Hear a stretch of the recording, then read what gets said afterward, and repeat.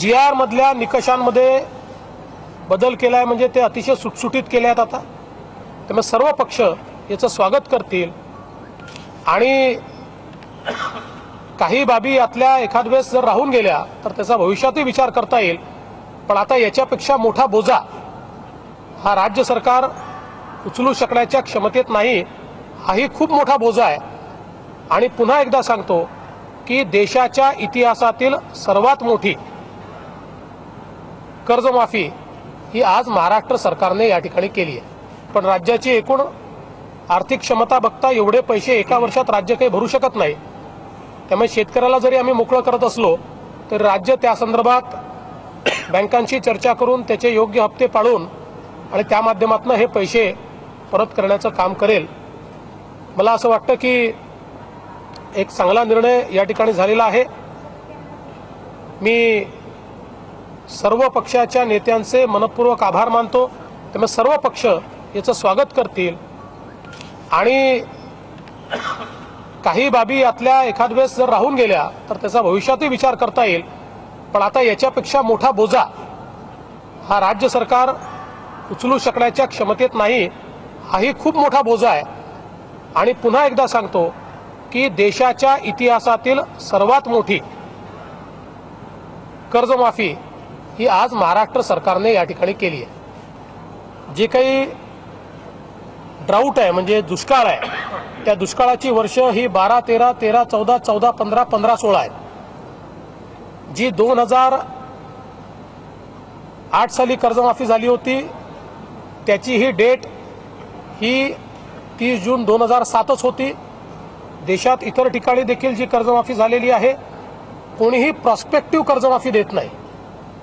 कर्जमाफी म्हणजे पुढच्या वर्षीची कर्जमाफी जे संपायचंच आहे त्याची कर्जमाफी ही दिली जाऊ शकत नाही. पण याचा फायदा सगळ्यांनाच होतो आहे. त्याच्यामुळे सगळ्या शेतकऱ्यांना मोठ्या प्रमाणात हा फायदा मिळणार. GR मधल्या निकषांमध्ये बदल केला आहे, म्हणजे ते अतिशय सुटसुटीत केले आहेत आता. आणि याच्यामध्ये जे आजी माजी मंत्री,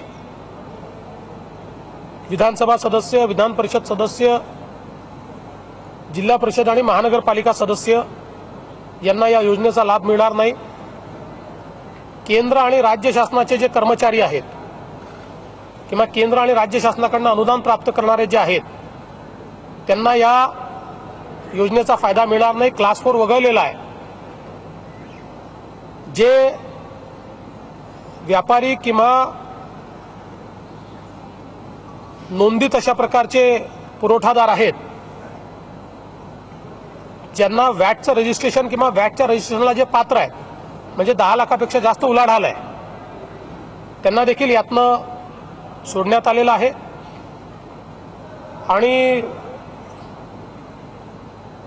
इन्कम टॅक्स पे म्हणजे ज्यांचं कृषीपेक्षा वेगळं टॅक्सेबल इन्कम आहे, जे इन्कम टॅक्स भरतात अशा लोकांना वगळलेलं आहे. बाकी सगळ्या कंडिशन्स काढून टाकलेल्या. आता फक्त शेतकऱ्यांचं समाधान होईल अशा प्रकारचा निर्णय आम्ही घेतलाय. राजकीय पक्षांशी चर्चा केलेली आहे. याही नंतर काही लोकांना फक्त आंदोलन चालवण्यात इंटरेस्ट असेल तर कदाचित ते चालवतीलही. पण शेतकरी त्यांना साथ देतील असं मला बिलकुल वाटत नाही. आणि राज्य सरकारने इतका मोठा निर्णय घेतल्यानंतर मला तर असं वाटतं की आता याला कुठलंही राजकीय स्वरूप न देता सर्वांनी या निर्णयाचं स्वागत केलं पाहिजे.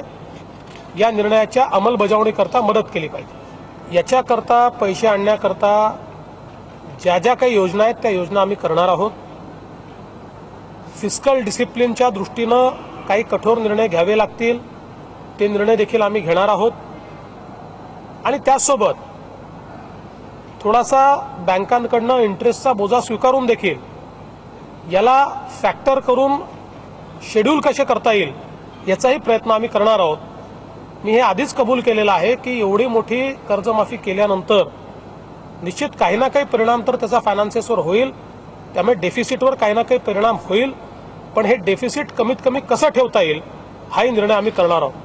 एक गोष्ट अजून मला सांगितली पाहिजे की राज्य सरकारने आपल्याला कल्पना आहे की दुधाचा भाव देखील शेतकऱ्यांकरता 3 रुपयाने वाढवण्याचा निर्णय यापूर्वीच घोषित केलेला आहे आणि आज आमच्या सर्व मंत्री आणि आमदारांनी 1 महिन्याचा पगार हा या कर्जमाफी करता देण्याचा निर्णय घेतला आहे। बिलकुल नाही, नीट आकडा काढलेला आहे।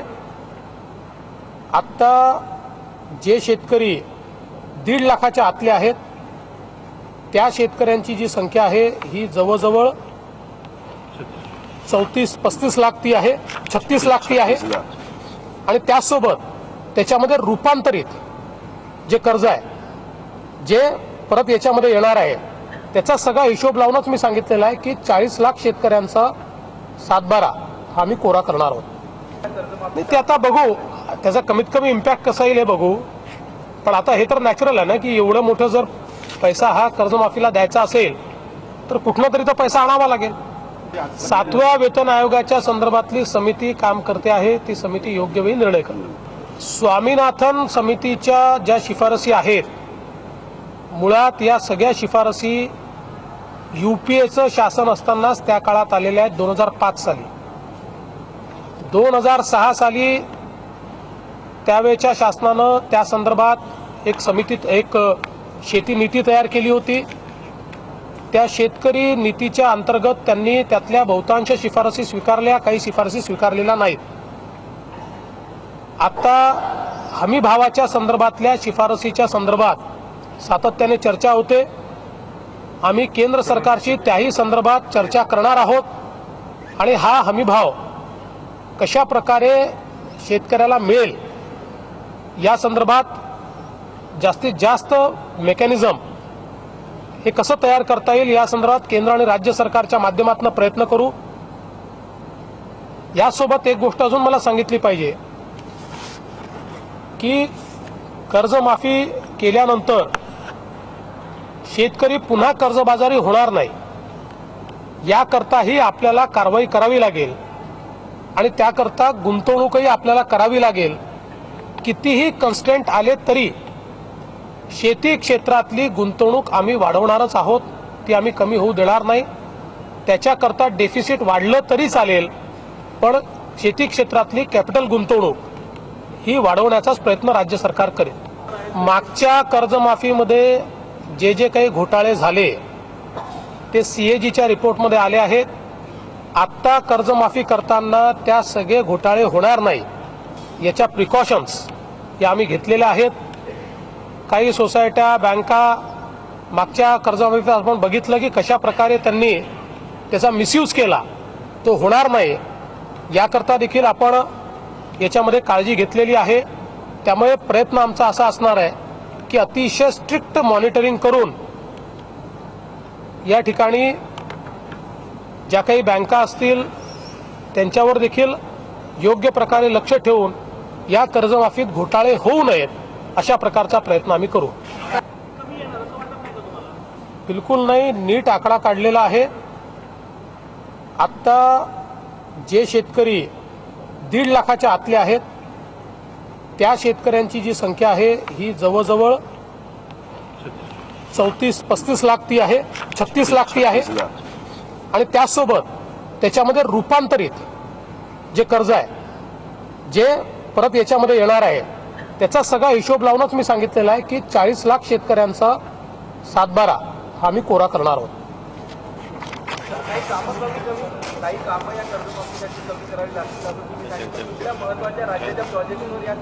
ते आता बघू त्याचा कमीत कमी इम्पॅक्ट कसा येईल हे बघू, पण आता हे तर नॅचरल आहे ना की एवढं मोठं जर पैसा हा कर्जमाफीला द्यायचा असेल तर कुठनं तरी तो पैसा आणावा लागेल।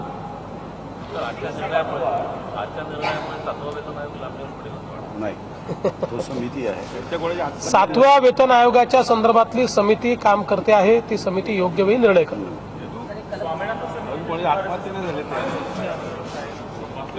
स्वामीनाथन समितीच्या ज्या शिफारसी आहेत मुळात या सगळ्या शिफारसी यूपीएचं शासन असतानाच त्या काळात आलेल्या आहेत। 2005 साली 2006 साली त्यावेळच्या शासनानं त्या संदर्भात एक शेती नीती तयार